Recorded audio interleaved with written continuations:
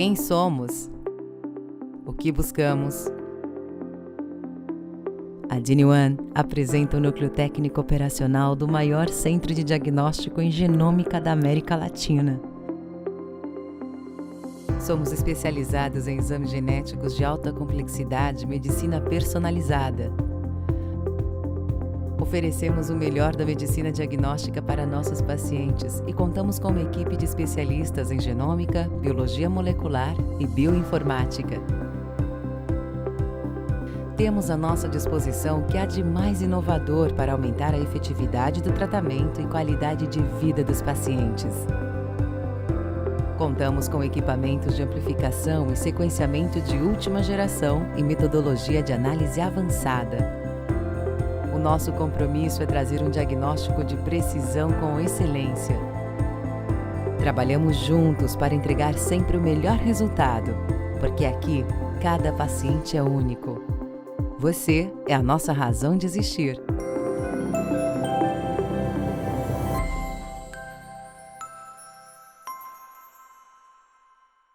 Hoje nós vamos ter uma aula com o Dr. Rodrigo Foch. O Dr. Rodrigo, ele é médico geneticista. Ele fez a residência na Universidade Federal do Estado de São Paulo. Ele também é mestre pela Universidade Federal de São Paulo e é consultor da DINI-ONE. E hoje nós vamos conversar um pouco sobre a investigação do transtorno do espectro autista. Lembrando que sempre ao final da aula, nós vamos reservar alguns minutos para poder responder as perguntas de vocês. Então, eu peço a gentileza de vocês colocarem aqui dentro do nosso QIA as perguntas para serem abordadas no final da aula. E queria agradecer que a gente já está quase no meio aqui do nosso curso. Agradecer a presença, a participação de vocês, tem sido muito positivo, muito importante para a gente receber esse retorno dos participantes. Antes de começar a aula hoje, nós vamos ter a apresentação de um novo vídeo, um vídeo diferente do que a gente costuma mostrar para vocês aqui na abertura da aula.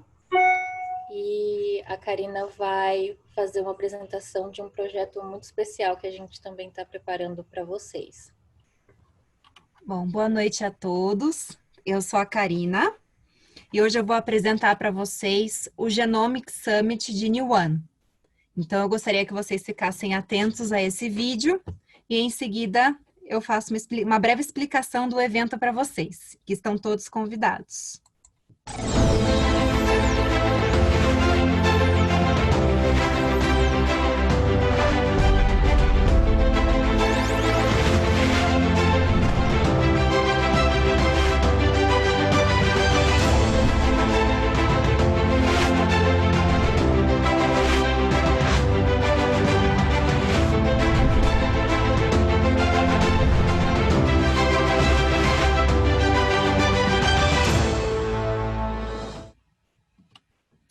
Boa noite a todos. Eu gostaria de convidar a todos vocês para participar do Genomic Summit DINI-ONE.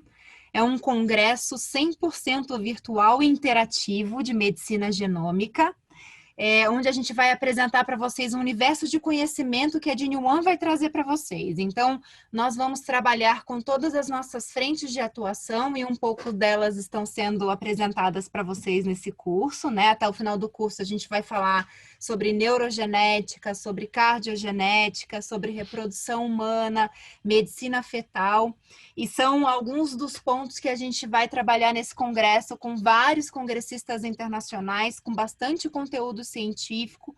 Então, você que é médico e que gostaria de se inscrever neste congresso, vai ser dia 26 a 28 de agosto, agora, deste ano, né? E a inscrição, ela é gratuita, tá? Ainda não abrimos a inscrição, nós vamos abrir a inscrição a partir da próxima semana.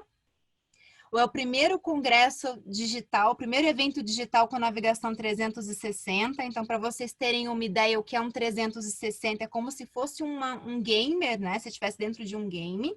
São mais de 20 horas de conteúdo. A gente espera mais de 10 mil médicos né, presentes nesse congresso, com mais de 30 palestras, sendo que a gente tem muito conteúdo legal e muito rico, com vários palestrantes, né, bem conceituados aí, tanto nas suas especialidades, genética médica e no mercado de genética, né, doutora Michele?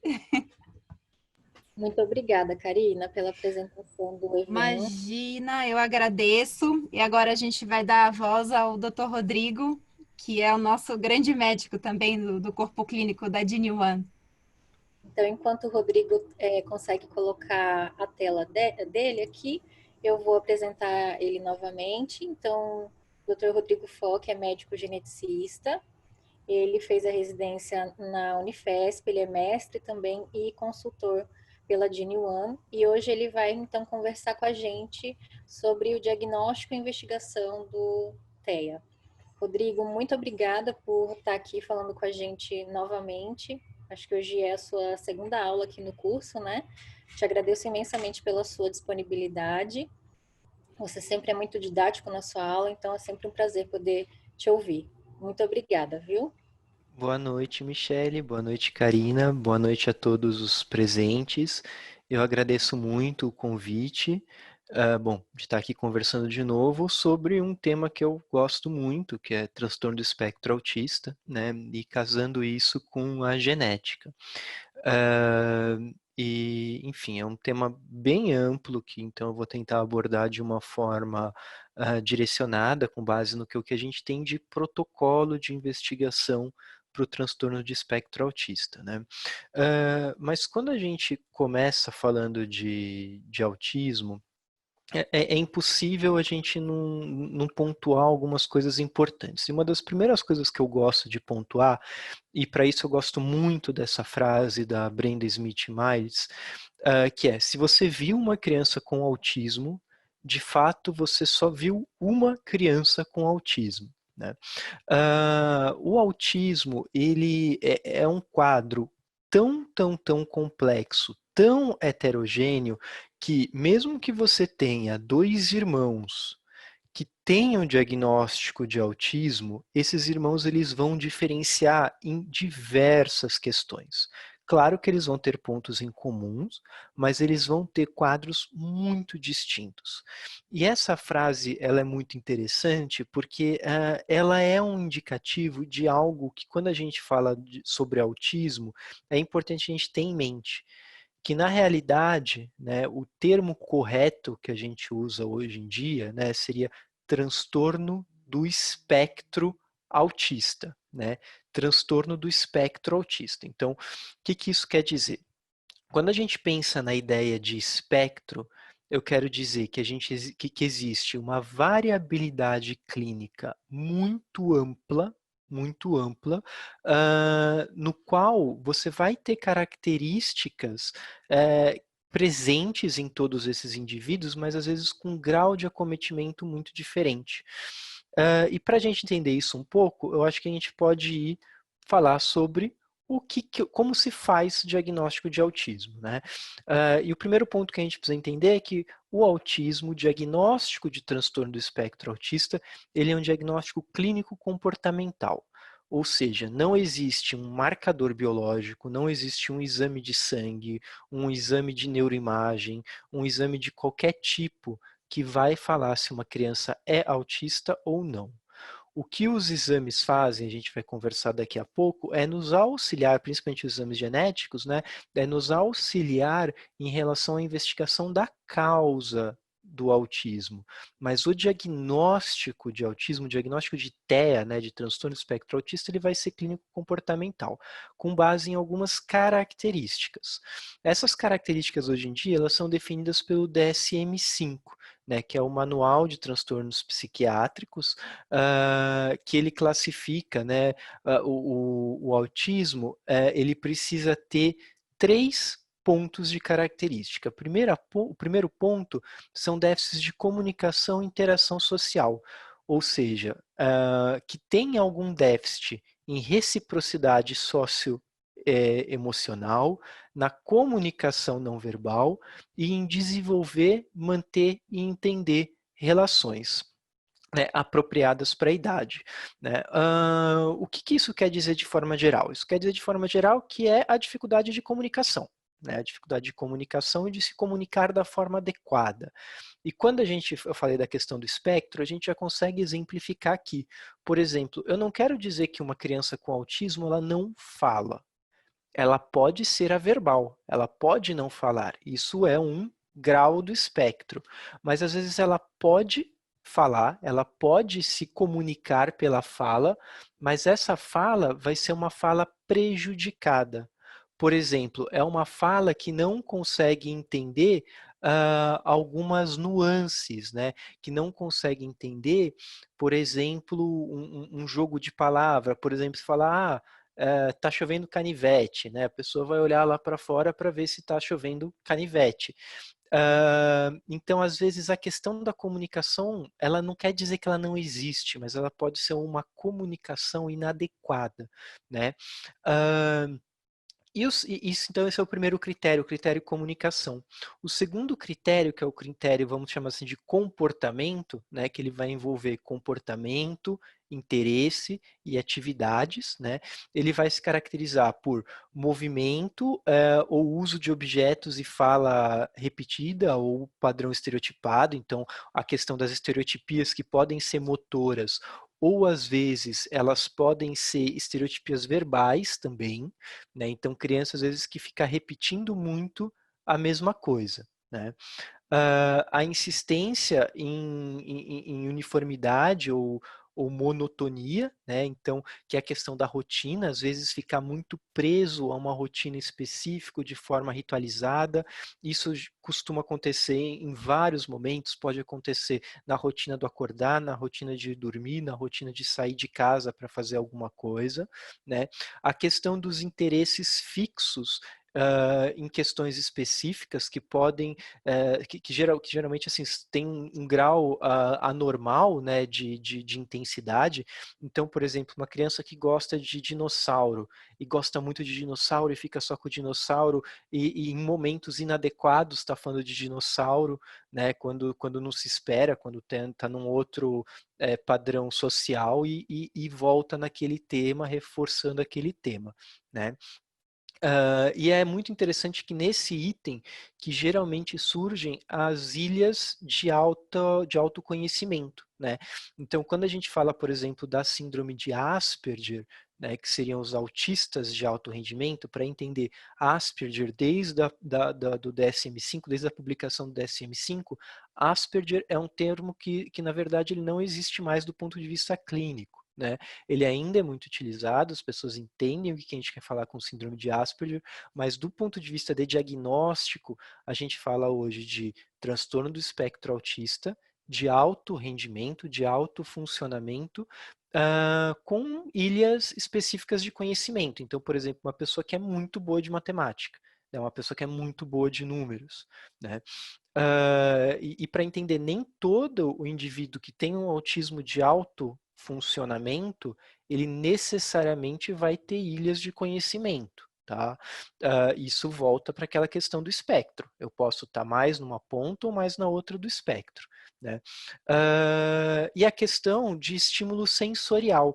Então, às vezes, aquela criança que tem alguma seletividade alimentar, porque ela não gosta de determinada textura, ou então ela não gosta de determinado tecido, um tipo de etiqueta na camisa irrita ela não consegue usar meia, né? Ou então incômodo à luz, incômodo a som, né? Então, quando a gente tem uma questão sensorial inadequada para a pessoa dentro daquele ambiente, né? Todos esses são critérios, de forma que a gente vai ter esses critérios mais ou menos acometidos, e por isso que a gente fala da questão do espectro, né? Isso é muito importante da gente entender, porque aquela criança que ela é averbal, ela fica o tempo todo se balançando, né? Ela odeia o toque, ela vai ser tocada, ela recua, ela começa a gritar, né, uma criança com transtorno do espectro autista, como Kanner descreveu há décadas atrás, né? Então, esse caso é um caso que não vai deixar dúvida para o diagnóstico. Mas às vezes a gente tem uma criança que tem uma questão de uma reciprocidade social um pouquinho mais abalada, né? Ela se comunica verbalmente, mas talvez de uma forma um pouco mais pobre, ela não tem nenhum comportamento estereotipado que chama atenção, mas ela se irrita bastante com determinadas situações, né, sociais. Isso, às vezes, para o diagnóstico dessa criança é muito mais difícil de ser feito de forma adequada. E aí, para o diagnóstico de autismo, a gente tem vários mecanismos que podem ajudar. Existem diversas escalas diagnósticas que podem nos ajudar nesse sentido. São escalas que vão avaliar comportamento, que vão avaliar comunicação e que vão ajudar em relação ao diagnóstico, tá? Bom, tendo feito essa introdução sobre transtorno do espectro autista, vamos falar sobre o nosso grande tema da aula, que é sobre genética do autismo, né? Sobre a investigação genética do transtorno do espectro autista. Então, dito isso, bom, o diagnóstico de autismo vai ser dado com base nas características clínico-comportamentais, né? Um pediatra, geralmente a suspeita vem de um pediatra, esse pediatra encaminha para um neurologista ou para um psiquiatra infantil, com base nas avaliações, nas características clínicas, muitas vezes necessidade de uma avaliação complementar com uma fono, uma avaliação complementar com uma psicóloga, com uma terapeuta ocupacional, e aí se conclui o diagnóstico da criança como autista, né? A criança está dentro do espectro. A partir daí, a gente sabe que uma parte das crianças que estão dentro do espectro, uma parte das crianças que são diagnosticadas com autismo, elas vão ter alguma alteração genética, ou seja, alguma síndrome ou alguma doença genética, que o autismo ele vai ser um sintoma dessa síndrome, dessa doença, ele vai ser uma característica.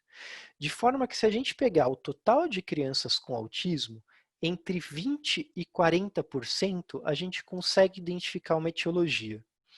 A maioria, né, entre 60% e 80%, isso vai depender um pouco dos autores, mas entre 60% e 80%, a gente vai ter um autismo que ele vai ser multifatorial. Né? Então, lembrando no modo de herança multifatorial, é aquele modo de herança no qual a gente tem uma base genética, mas não uma causa genética específica. Não importa o que eu faça de exame, eu não vou encontrar uma alteração que vai justificar para a gente o porquê do autismo.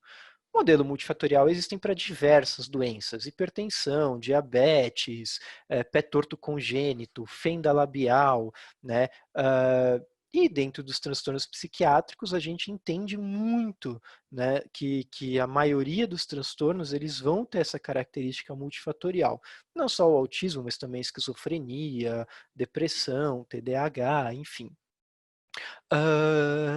Então, isso é o primeiro conceito importante. Na maioria dos casos, quando a gente vai fazer uma avaliação etiológica, uma investigação da causa do autismo, a gente entende que não vai existir uma causa específica.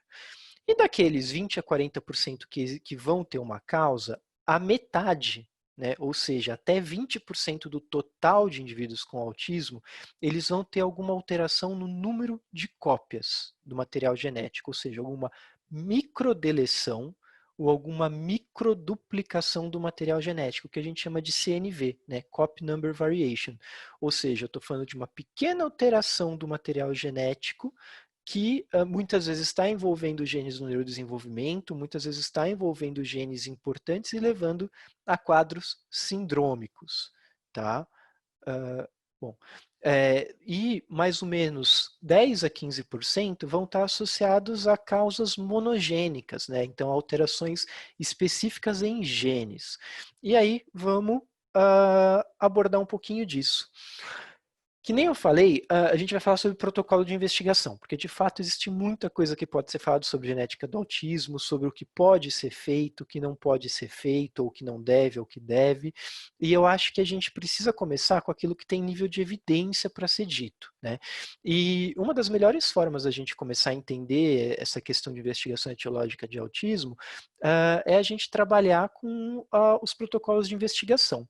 E o protocolo de investigação, um dos primeiros elaborados, né, foi elaborado pelo Colégio Americano de Genética Médica em 2013, é esse protocolo, né, da CMG, que é muito interessante a forma como ele coloca como a gente vai investigar o autismo. Tanto que vocês vão ver que os outros protocolos, eles seguem alguns pontos muito semelhantes. Então, eles colocam que tudo começa com a avaliação morfológica. A avaliação morfológica é um exame físico que vai observar as características físicas daquele indivíduo para chamar atenção já para algum diagnóstico específico. E aí é daí que a gente sai. Existe uma suspeita de um diagnóstico gestáltico para aquela criança, ou seja, eu olho para a criança, eu vejo aquelas características físicas que já me sugerem uma síndrome genética específica, né? Vou dar um exemplo mais clássico que a gente tem. Pensem numa criança com síndrome de Down. Né? Todo mundo tem na cabeça como é uma criança com síndrome de Down. Né? Então, isso é o diagnóstico gestáltico. E existe diagnóstico gestáltico para diversas síndromes genéticas. E quanto mais se conhece sobre uma síndrome, quanto mais se conhece sobre morfologia e a dismorfologia, né, a alteração da forma, mais fácil fica a gente fazer esses diagnósticos gestálticos. Fiz um diagnóstico gestáltico, vou pedir aquele exame específico para aquele diagnóstico. Para os casos de indivíduos que têm macrocrania, ou seja, o perímetro cefálico é maior que 2 desvios padrões, em especial quando é maior que 3 desvios padrões, é importante a gente sequenciar o gene PTEN. Para todos os meninos, fazer análise do X frágil. Para todas as meninas, fazer análise do gene MECP2, que é o gene que está associado à síndrome de Rett. E para todas as crianças com transtorno do espectro autista, considerar o microarray genômico. Né? Esse é o protocolo básico de investigação do transtorno do espectro autista que é importante a gente conhecer com base naquilo que foi descrito em 2013. 2013, daqui a pouquinho já vai estar fazendo 10 anos. Né? Então, muita coisa surgiu aí no meio do caminho. E vamos ver os protocolos seguintes. Né? Esse protocolo europeu de um grupo francês, ele é de 2017, e o que ele posiciona? Né? A partir do momento que se faz o diagnóstico de um comportamento autista, e isso é uma coisa até que a gente vai poder conversar um pouquinho, né? A questão de comportamento, de características autistas, mas assim, a gente precisa ter uma avaliação neuropediátrica, claro, e uma avaliação clínica genética. Então, olha que interessante. Lá eles consideram que a partir do momento que fez um diagnóstico, fez uma suspeita de autismo, né, fez uma suspeita das características que sugerem autismo, além da avaliação neuropediátrica ou psiquiátrica para poder fechar o diagnóstico, eles já sugerem seguir para uma investigação genética também. E eles classificam as crianças com autismo em 2 grupos, aquele grupo das crianças não sindrômicas e o grupo das crianças sindrômicas. De forma que, naquele grupo das crianças não sindrômicas, né, no qual eles consideram o autismo isolado como característica, isso é uma coisa importante da gente guardar. Quando a gente fala de autismo não sindrômico, eu estou falando do autismo isolado, ou seja, aquele que tem etiologia, na maioria das vezes, multifatorial, né? A maioria dos casos. Mesmo no caso do autismo isolado, às vezes a gente pode ter algumas comorbidades juntas, como, por exemplo, epilepsia ou mesmo deficiência intelectual. Né? A partir daí, eles consideram a realização do microarray genômico, a avaliação metabólica, em especial se existir consanguinidade ou então aversão à alimentação, né? E nos indivíduos com deficiência intelectual, extremamente importante investigar síndrome do X frágil, né? Em todos os meninos, mesmo sem deficiência intelectual, investigar a síndrome do X frágil, e se não tiver nenhuma hipótese, repetir a avaliação clínica periodicamente, por conta da possibilidade de aparecer alguma coisa no meio do caminho, né, na evolução dessa criança. Olha que a gente já falou desses exames no protocolo americano, estou repetindo eles aqui para as crianças não sindrômicas. Quando a gente pensa nas crianças sindrômicas, a primeira coisa que eles colocam aqui, né, é que se a gente suspeitar de uma alteração cromossômica ou de uma alteração, uma variante de ponto, né, uma alteração gênica específica, eu partir para o CGH ou para o sequenciamento de gene específico. Ou seja, a gente volta aqui naquela questão do diagnóstico gestáltico. Suspeitei de uma determinada síndrome, de uma determinada possibilidade, vou investigá-lo. Se a gente suspeita de uma doença metabólica, investigação de erro inato de metabolismo. Da mesma forma, quando a gente suspeita de doença mitocondrial. E se a gente não tem nenhuma hipótese específica, considerar o microarray e sequenciamento e a investigação do X-frágil, né, o PCR para o FMR1, como primeira escolha. Se até aqui a gente não encontrou nada, considerar a possibilidade de sequenciamento de nova geração, né, como, por exemplo, um painel ou então um exoma. A gente vai chegar aí, a gente vai conversar um pouco sobre isso. Um outro protocolo, também de 2017, um protocolo canadense, né, o que ele coloca? Ele coloca lá diagnóstico de autismo, né, avaliação de fenótipo, e aí ele diferencia lá entre o autismo essencial e o autismo complexo, autismo não sindrômico e autismo sindrômico. Autismo sindrômico complexo e autismo não sindrômico essencial, eles são sinônimos. Sempre pense nisso como sinônimo. E olha só, se a gente pensou num autismo essencial, né, ou seja, aquele autismo que não tem nenhuma outra comorbidade, não tem nada que chame atenção, a questão de realizar microarray e realizar investigação do X-frágil. Para todas as meninas com deficiência intelectual, investigar MECP2, né? E para os meninos ou meninas com perímetro cefálico maior que 3 desvios padrões, olhar para o gene PTEN. E pode ser considerado sequenciamento de nova geração, como sequenciamento completo do exoma, né? A gente está voltando naqueles mesmos exames que a gente já falou do protocolo de 2013. E no autismo complexo, se a gente tiver uma suspeita específica, diagnóstico gestáltico, olhar para aquele gene específico. Se não tiver uma suspeita específica, considerar o microarray. Microarray vindo normal, aí sim considerar sequenciamento de nova geração como o exoma, tá?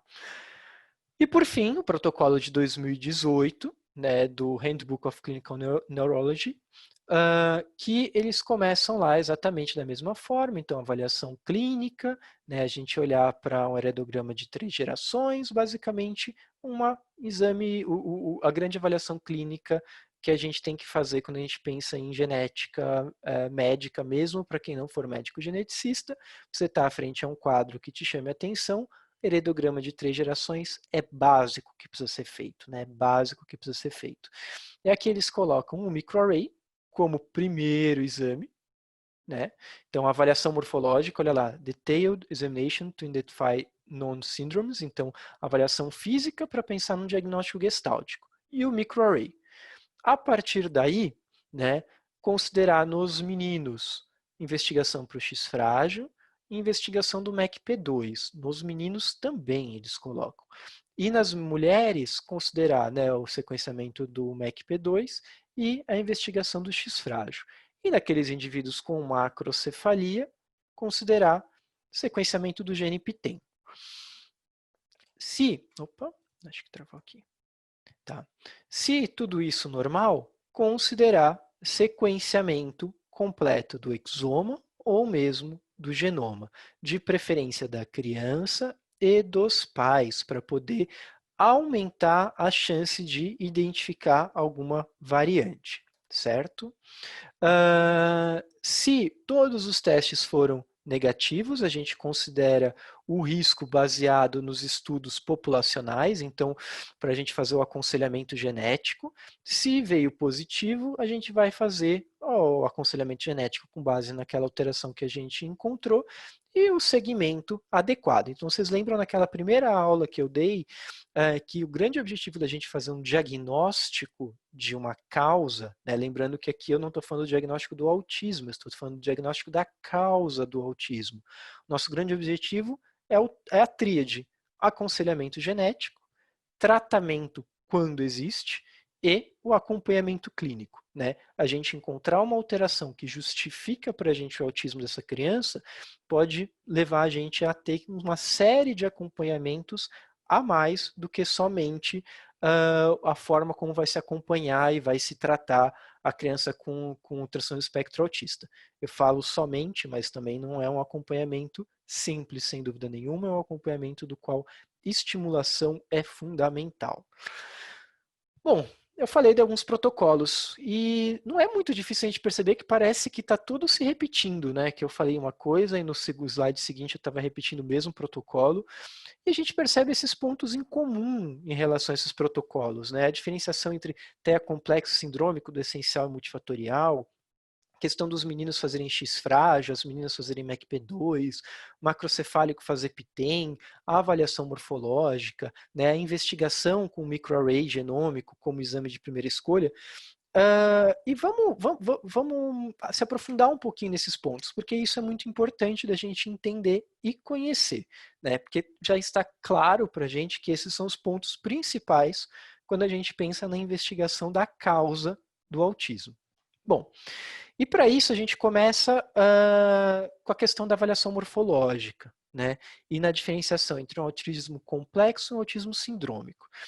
Esses dois pontos, essa diferenciação entre autismo essencial e autismo complexo, né? O autismo complexo, o autismo sindrômico e não sindrômico, né? Na verdade já é muito antigo, mas ele foi proposto de uma forma mais pontuada em 2005 pela Judith Miles, que é uma médica que estuda muito genética do autismo, principalmente a questão morfológica da genética das crianças com autismo, né?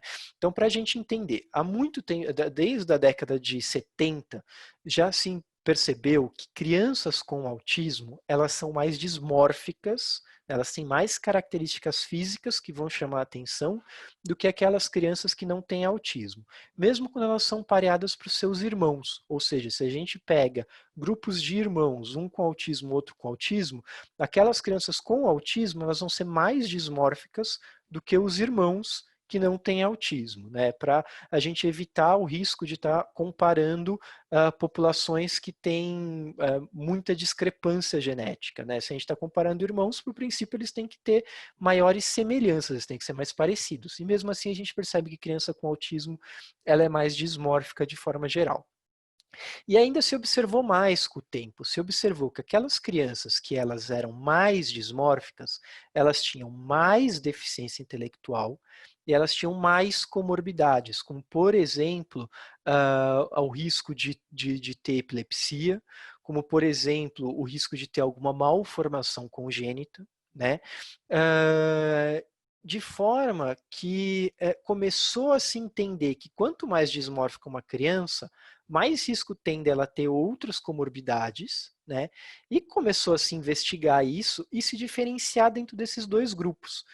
Então, hoje em dia, a gente entende que uma criança com autismo essencial vai ser uma criança que tem menor chance de ter uma síndrome genética, vai ter menos características dismórficas, vai ter menos deficiência intelectual, menos comorbidade associada.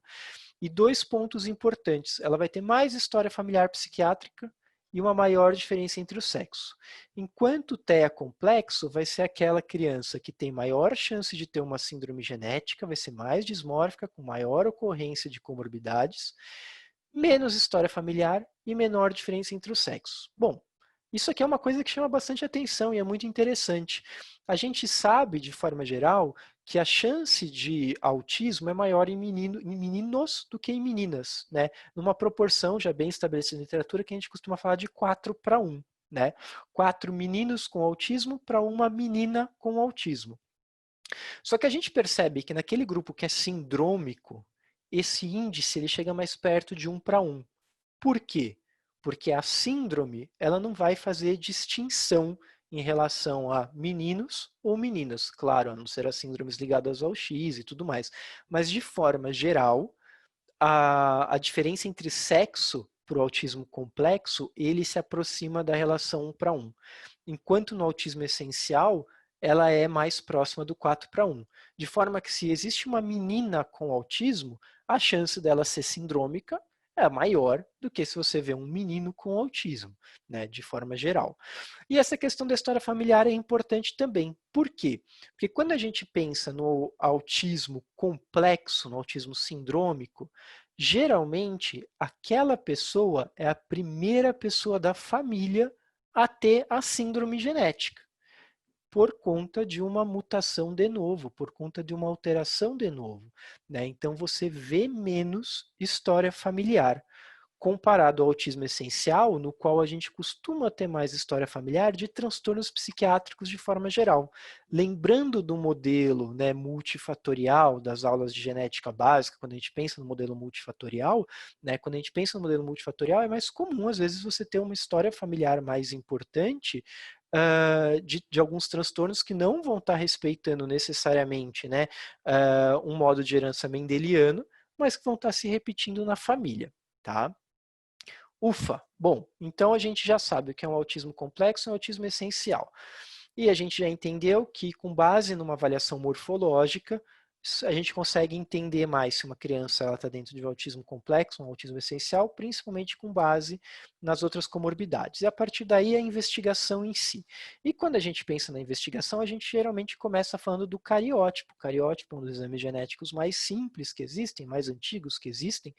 E na literatura clássica, quando a gente pensa na investigação pelo cariótipo, o cariótipo, a princípio, ele resolveria aí mais ou menos 6 a 7% dos casos de identificar uma alteração associada ao autismo. Mas é importante a gente entender que esses artigos eles são muito antigos, né? Esses artigos que falavam de até aí 6%, de forma que naquela época, muitas crianças que hoje a gente sabe que não seriam autistas, seriam crianças com deficiência intelectual, que vão ter alguma característica autista também, né? Quer dizer, uma criança com deficiência intelectual também pode ter dificuldade na comunicação, uma criança com deficiência intelectual também pode ter alguma questão social inadequada, mas isso não quer dizer que ela é autista, porque ela tem que completar todas as características para ser autista, todos aqueles critérios que a gente conversou, né? Então, a gente hoje sabe que essa relação ela é muito menor. Esse daqui é um estudo que foi realizado com os cariótipos realizados pelo grupo DASA, com suspeita, que chegaram para a gente com suspeita de investigação para fins de investigação de transtorno do espectro autista na justificativa, e de quase 500 pacientes, a gente percebe que só em 2% a gente encontra alterações associadas no cariótipo, né? Ou seja, um índice baixo, né? Relativamente baixo. O que é o exame mais importante, o que é a alteração mais importante quando a gente vai investigar uma causa de transtorno do espectro autista são as variantes do número de cópias, né? Essas variantes do número de cópias, elas podem se caracterizar tanto como fator de risco, ou como fator causal, dependendo da penetrância e dependendo do tamanho dessas alterações, né? Claro, quanto maior, né, uma deleção, mais chance uma duplicação, mais chance ela tem de ser patogênica, e são questões que vão chamar a atenção. De forma que existem diversas variantes do número de cópias que a gente já sabe que são associadas ao autismo. Então, para a gente ter uma ideia, por exemplo, duplicação do 1Q21.1, até 36% das crianças com duplicação dessa região, elas podem ter características autistas, né? A deleção da mesma região em até 10%. Né? Então, vocês percebem que a gente tem índices altos de risco de autismo associado a deleções ou duplicações específicas, né? E aqui é interessante a gente observar que algumas delas a gente consegue fazer a suspeita com base nas características clínicas. Por exemplo, deleção do 1Q21.1, ela vai remeter a gente a uma síndrome genética chamada trombocitopenia aplasia de rádio, né, a síndrome TAR. Ou seja, se eu vejo uma criança que tem autismo e tem aplasia de rádio, eu já vou pensar numa deleção do 1Q21.1. Né? E, claro, isso possibilita para a gente também em relação a outros diagnósticos. A duplicação do 7q1.2, a deleção dessa região do 7q1.2, ela causa uma síndrome genética bem conhecida, que é a síndrome de Williams. Que a síndrome de Williams tem como uma das características a questão social desses pacientes. Pacientes com síndrome de Williams, com a deleção dessa região, eles são extremamente amigáveis, eles são extremamente afáveis, eles são pessoas que têm essa tendência de serem muito amigáveis. Todo Williams? Não. Você também pode ter autismo em criança com Williams, mas essa é uma característica que costuma ser recorrente. Isso na deleção.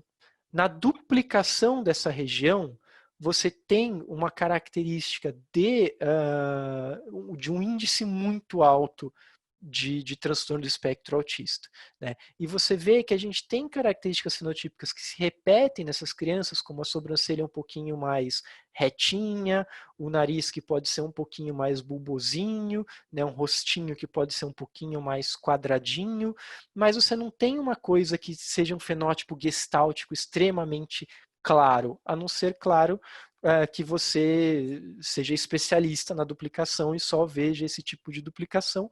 Às vezes o diagnóstico gestáltico vai ser um pouco mais complicado, mas o exame ele vai conseguir determinar para a gente a duplicação.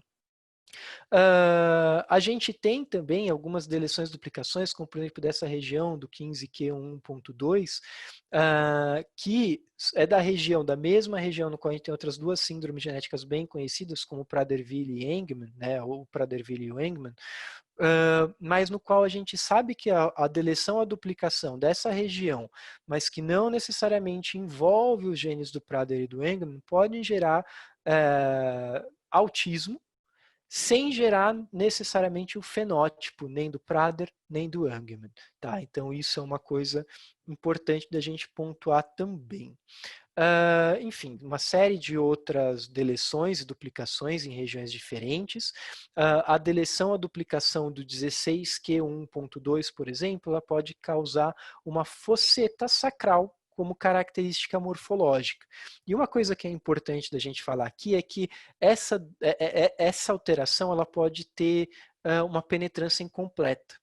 Ou seja, a gente pode ter uma criança que tem uma deleção do 16q1.2, que vai ter fosseta sacral e autismo. Você faz o diagnóstico da criança. E aí você vai ver os pais, o pai ou a mãe também podem ter uma fosseta sacral. Isso é extremamente importante por conta do aconselhamento genético. Tá?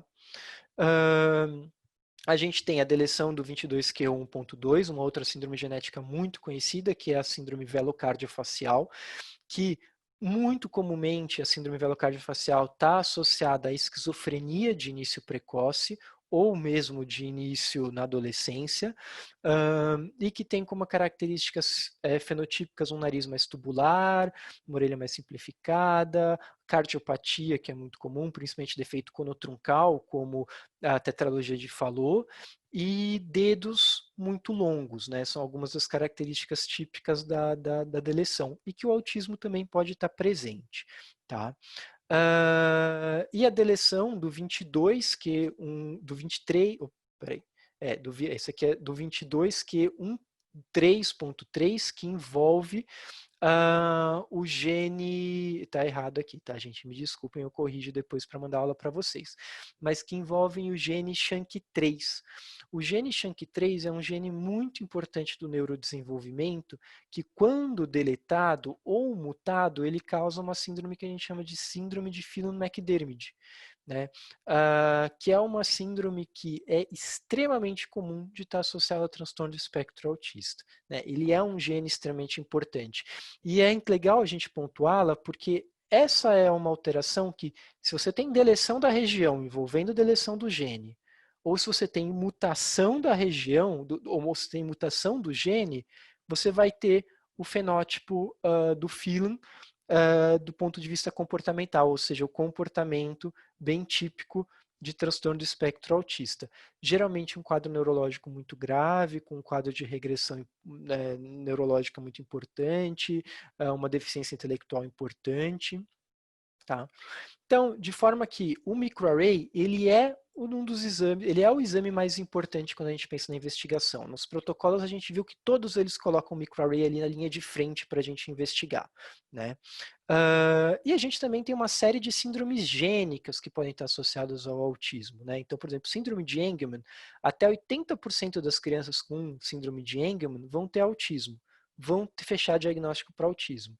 Enquanto até 1% das crianças com autismo, né, o inverso, fiz o diagnóstico de autismo numa criança, até 1% vai ter diagnóstico de síndrome de Angelman, né? A história lá da macrocefalia com o GNP-TEN, olha lá, até 4%, né? A síndrome do X frágil, até 5% das crianças com autismo vão ter síndrome do X frágil.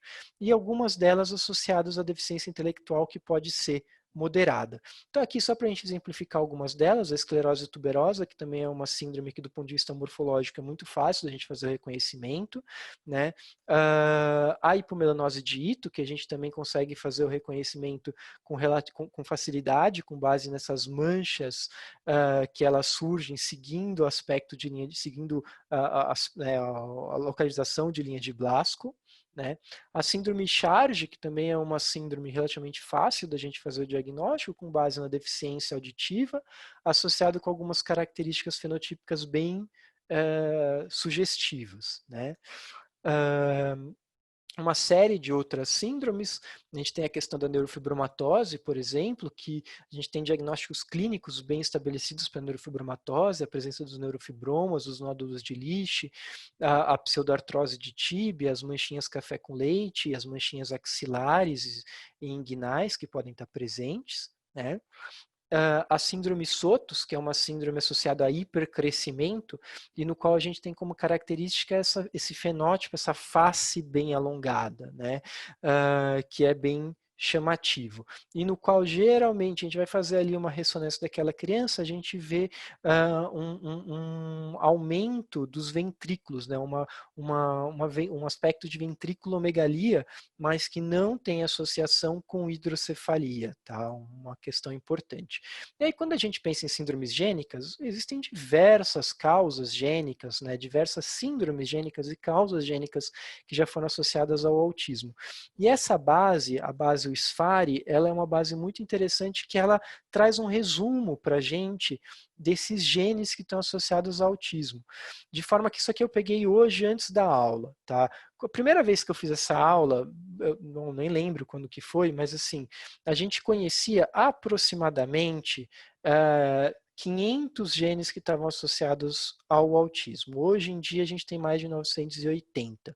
E essa base, ela separa o autismo em relação a alguns scores, e os dois scores importantes da gente conhecer é o S, que ele fala de genes associados a síndromes genéticas associadas ao autismo, ou seja, existem mais de 118 síndromes genéticas, gênicas, que estão associadas ao autismo, e os genes de alta penetrância para o autismo, que existem mais de 190, né? 192 genes que são de alta penetrância associados ao autismo, ou seja, aqueles genes que se a pessoa tiver mutado, tiver uma variante, a chance dela, daquela variante justificar o autismo, ou pelo menos ser um fator de risco de alta penetrância para o autismo, ela é muito grande. Fora os genes de baixa ou de menor penetrância, né? Então isso aqui é uma coisa muito importante para a gente ver quantas causas gênicas diferentes existem para a TEA, né? E aí, falando das principais, bom, o PTEN é a macrocefalia, como vocês viram lá, o gene PTEN é um gene extremamente importante, ele é uma proteína supressora de tumor que está associada a diversas condições clínicas, como Cowden, Banayan, Hilley-Ruvalcaba e Proteus, e que está associada à TEA com macrocefalia. De forma que se sabe bem que quando a gente pega o perímetro cefálico dessas crianças que tem TEA associado à macrocefalia com mutação no gene PTEN, olha lá, é um perímetro cefálico que está lá perto dos 3 desvios padrões, né? Tanto para meninos quanto para meninas, né? Ou seja, é uma criança macrocrânica, mas ela é muito macrocrânica, né? Uma macrocrania mais importante do que simplesmente 2 desvios padrões. Então, isso chama um tanto nossa atenção. Claro que a gente vê aqui que algumas pessoas estão ali bem perto do segundo desvio padrão, né? E essa linha seria do terceiro desvio padrão. O gene MECP2, né, que é um gene muito importante que auxilia na regulação do desenvolvimento cerebral, no qual variantes no gene MECP2 levam à síndrome de Rett e que duplicações podem levar a uma outra síndrome conhecida como síndrome da duplicação do MECP2. E é muito interessante que a gente pode ter variantes no MECP2 que vão levar a transtorno do espectro autista e que não levam a característica de síndrome de Rett, nem síndrome de Rett atípico. Isso é muito importante porque muitas vezes quando a gente fala MECP2 já existe uma associação direta com o Rett. E claro, é o mais comum porque é extremamente importante, né? A síndrome de Rett é uma síndrome muito importante para ser feito o diagnóstico,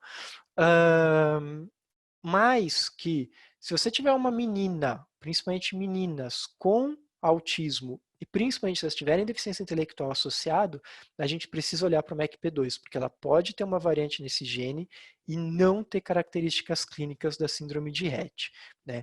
Então, para a gente ter uma ideia, aqui foram selecionadas, nesse estudo, né, foram selecionadas 120 probandas, né, 18 meninas, e foi realizado o diagnóstico de TEA com base no DSM-5, né, e submetidos a exoma e confirmação por Sanger, de acordo com o que se achava.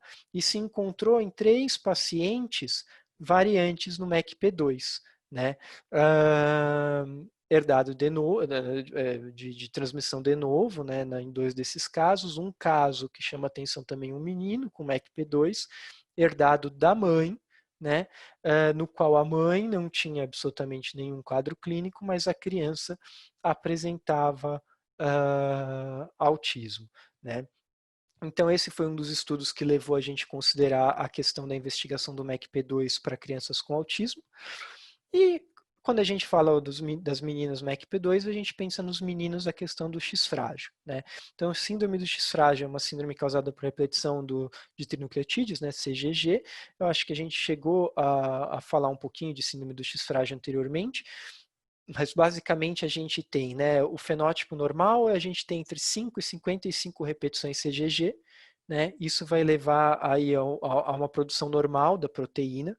Uma pessoa que tem mais de 200 repetições, ela não vai produzir a proteína, isso vai levar à síndrome do X frágil, é uma síndrome ligada ao X, e algumas pessoas elas vão ter ali entre 56 e 200 repetições, o que vai caracterizar a pré-mutação. Né? Uma pessoa com pré-mutação, ela pode ter falência ovariana precoce, ela pode ter um quadro de ataxia, né? E que é muito importante para a gente poder também suspeitar da síndrome do X frágil. De forma que a gente sabe que cerca de 5% das crianças com autismo, elas vão ter diagnóstico da síndrome do X frágil.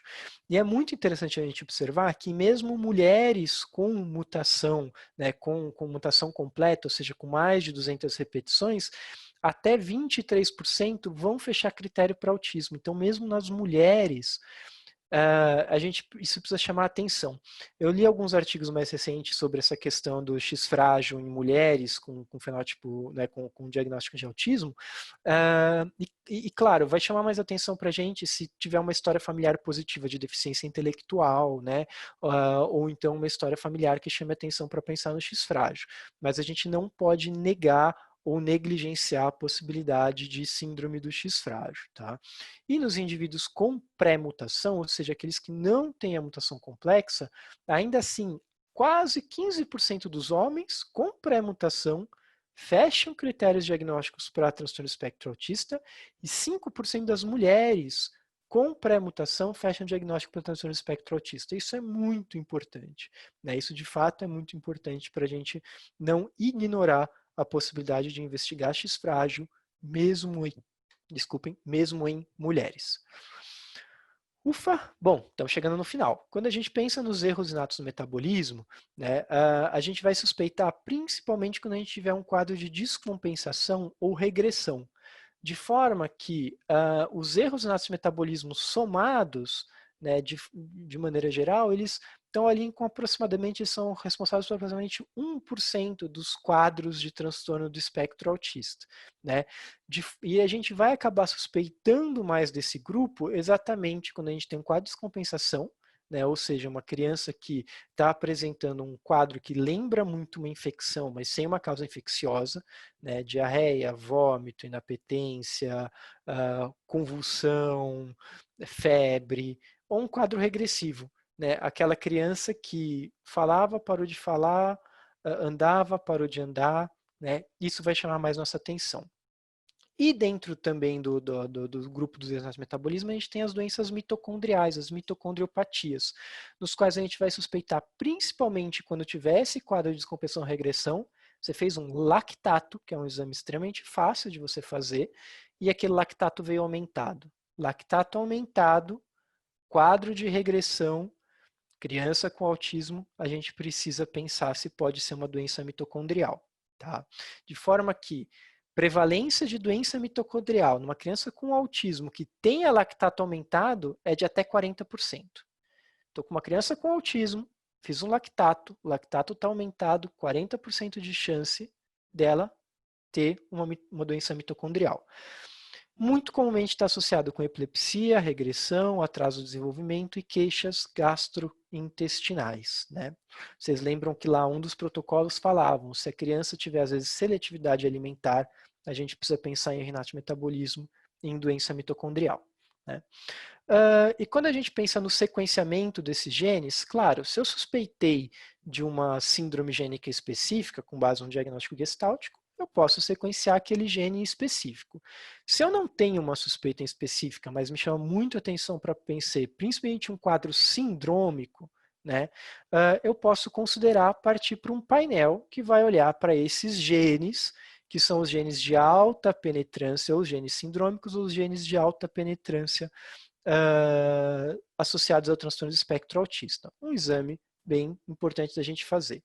E quando a gente pensa no exoma, né, na investigação de exoma, eu gosto muito desse artigo aqui, que ele é um artigo que basicamente ele pegou um grupo grande de crianças com autistas, com autismo, ele limpou a amostra fazendo já microarray genômico, fazendo uma série de exames que já afastou várias causas, e aí ele fez exoma daquelas crianças. E ele encontrou que em aproximadamente 25% daquelas crianças com autismo, fazendo um exoma, se identifica uma causa específica, né? Como que ele limpou esse grupo? Ele limpou esse grupo com base no microarray, com base em avaliação morfológica, com base em X frágil, ou seja, ele já afastou todas aquelas causas que nós falamos que são causas muito importantes, né? Lá no começo eu falei que até 40% dos casos de autismo, né, até 40% dos casos de autismo, a gente encontra uma alteração genética. Se 20% a gente vai encontrar uma alteração no microarray genômico, os outros 20% a gente vai encontrar em sequenciamento. Né? E é mais ou menos isso que ele fez aqui, que ele encontrou. Né? Então, um dado que corrobora aquilo que a gente já sabia lá desde 2013. E o que é interessante, quando a gente pega a relação de síndromes que estão associados que ele encontrou, uma parte dessas síndromes elas poderiam ser identificadas do ponto de vista morfológico, como por exemplo a síndrome de Angelman, aqui. Né? Síndrome de Kabuki, Weidman-Steiner, algumas síndromes que do ponto de vista morfológico a gente poderia fazer suspeita. Claro, não todas, a gente tem uma série de alterações aqui, né? Deficiência intelectual autossômica dominante, um tipo super específico, né? Retardo mental autossômico dominante tipo 19. Né? A gente também tem genes específicos que são aqueles genes, quando a gente vai ver, de alta penetrância descritos naquela base de dados que eu falei que é o SFARI. Então isso é uma coisa muito importante, que quando a gente pensar em fazer uma investigação etiológica, né, para um sequenciamento gênico de transtorno do espectro autista, não necessariamente a gente precisa partir para um exoma, a gente às vezes pode partir para um painel de genes de alta penetrância para autismo, que vai ter uma resolutividade excelente, né? e vai evitar algumas outras questões, às vezes, quando a gente solicita um exoma, tá? E o grande ponto, e eu estou acabando mesmo, é meu penúltimo slide, qual que é quando a gente pensa em fazer uma investigação, né? Qual que é o grande objetivo da gente fazer a investigação? Qual que é o melhor protocolo para a gente fazer a investigação? E, na verdade, a gente não tem uma resposta para isso específico. Isso vai depender do interesse da família, do interesse da pessoa e da necessidade de fazer aquela investigação, né? E é muito importante a gente sempre pensar nisso quando a gente vai considerar a realização dos exames, lembrando que 60% das crianças com autismo, elas não vão ter uma causa específica. E aqui eu deixo no final, o último slide mesmo, uma proposta de investigação etiológica para transtorno de espectro autista com base em tudo isso que a gente conversou e com base nos protocolos que existem. De forma que a gente começa com a avaliação clínica morfológica, pensei num diagnóstico, vou partir para um exame específico. Criança com macrocefalia, PITEM. Meninas, MECP2. Meninos, e como vocês viram as meninas, X frágil. Se uma suspeita, erro inato de metabolismo. Todas as crianças com autismo, array. Tudo isso normal, continuo suspeitando principalmente de um quadro sindrômico, partir para um painel ou para um exoma, para um sequenciamento de nova geração. E eu termino aqui, gente. Muito obrigado. Rodrigo, muito obrigada pela sua aula, foi excelente, você sempre muito didático, recebeu diversos elogios aqui, falaram que foi a melhor aula até agora. Eu queria te pedir para você deixar, por favor, no slide do QR Code, eu peço a gentileza de vocês avaliarem a nossa aula também depois, tá bom? É só apontar o celular aqui, então, para a imagem do QR Code. Nós recebemos muitas perguntas interessantes. Eu queria que a gente conseguisse pelo menos responder umas duas. Eu vou, então, aqui já começar com a pergunta do Eduardo Naves. Ele colocou assim: na graduação, me lembro que o gene PTEN é um supressor tumoral, mas não me lembrava que ele causava macrocrania. Existe uma síndrome específica não relacionada com predisposição hereditária ao câncer que é ocasionada por alterações no PTEN? Ele está falando do Cowden. Isso. Para a gente poder abordar a heterogeneidade que existe, né? Sim, do mesmo sim. gene poder ter diversos fenótipos. Sim, é importante entender isso, né? Um mesmo gene a gente pode ter fenótipos diferentes, né? Não necessariamente a gente vai ter o mesmo quadro clínico para todas as variantes existentes no gene. Isso é muito comum para diversos genes, por exemplo, no mundo das displasias esqueléticas, isso acontece com muita frequência, né? FGFR3, por exemplo, tem um monte de fenótipos associados a FGFR3, tanto de alta estatura, displasia, displasia esquelética, né, com baixa estatura desproporcionada, quanto inclusive com alta estatura. Então, existe essa variabilidade fenotípica, tá? O participante anônimo colocou: existe uma relação com síndrome de Prader-Willi e autismo? Nesse caso, o autismo seria um diagnóstico secundário à síndrome ou entraria como autismo sindrômico? Perfeito. O autismo ele seria uma característica da síndrome. Ele entraria como um diagnóstico de autismo sindrômico, porque o Prader-Willi, né, é o grande gatilho que levou ao transtorno de neurodesenvolvimento. Tá? Então isso é uma coisa que chama bastante atenção. Essa pergunta, Anônimo, é exatamente a ideia que eu queria trazer em relação ao início, né? A gente suspeitar de uma síndrome por conta, né, do autismo e entender que o autismo ele pode ser uma característica da síndrome. A Priscila Rodrigues colocou: existe alguma investigação de TEA pré-natal? Não.